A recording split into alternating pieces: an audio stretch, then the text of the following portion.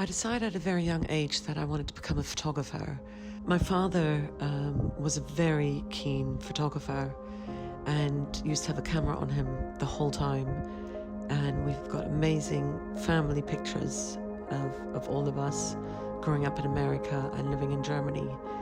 I worked as a photographic assistant for 5 years in London for many different photographers.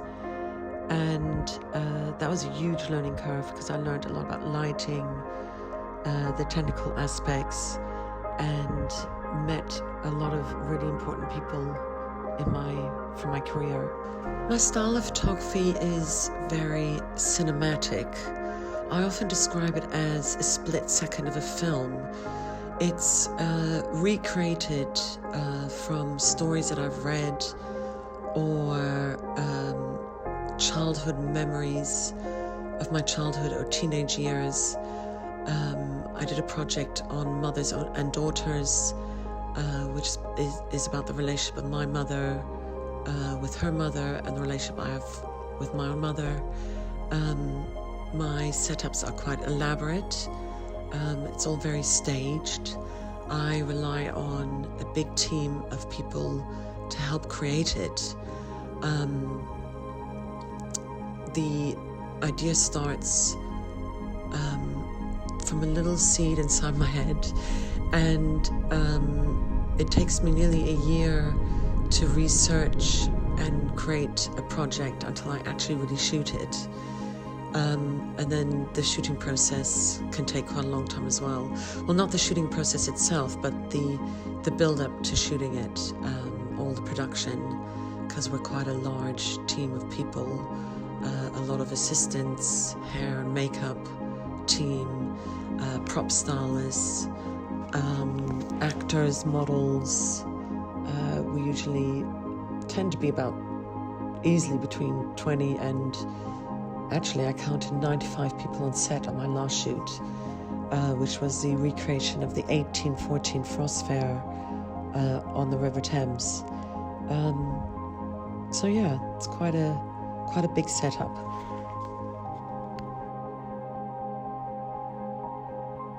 One of my other projects I feel very passionate about is titled Feral Children.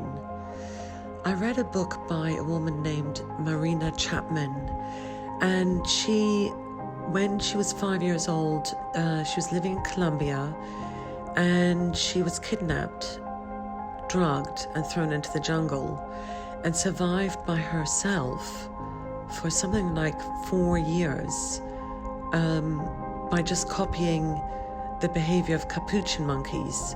Whatever they ate, she would eat. I mean, the story was just so bizarre that a little girl could not just survive 1 night, 2 nights, or a week, but quite a few years. And I thought the story was so incredible that I researched many different stories of feral children.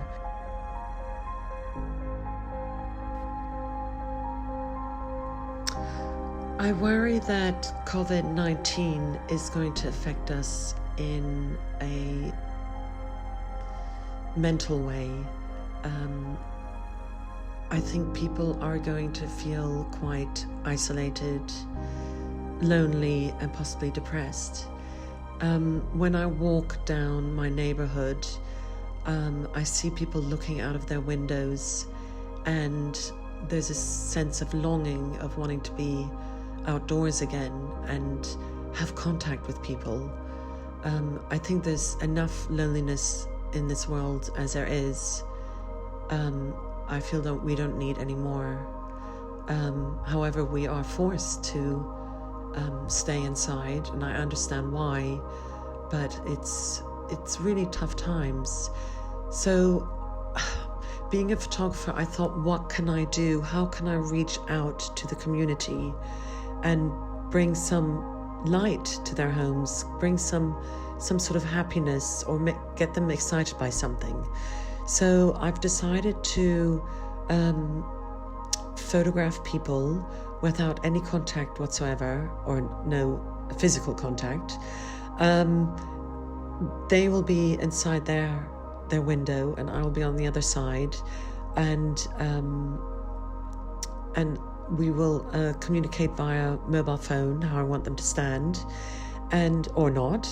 They can stand how they want to stand, but just pose for me at a certain time of day, which will be at dusk, around 8 o'clock when we have the NHS clapping. I thought that would be a lovely time to create it, and I will do one shoot every 2 days. I'm still working on a new personal project. I've done quite a few interviews, podcasts, and somehow life is keeping me quite busy right now. I have possible print sales with collectors. Life continues. It's just indoors. I mean, I'm used to working on my own, so that's nothing unusual. What's unusual is that I can't actually do a shoot for a client or a big shoot for myself, but I can do this shoot and that will keep me busy. I'm also doing portfolio reviews for people who want advice and help for their future, for their photography. If I can help in any way, I'm doing a session of 20 minutes once a day.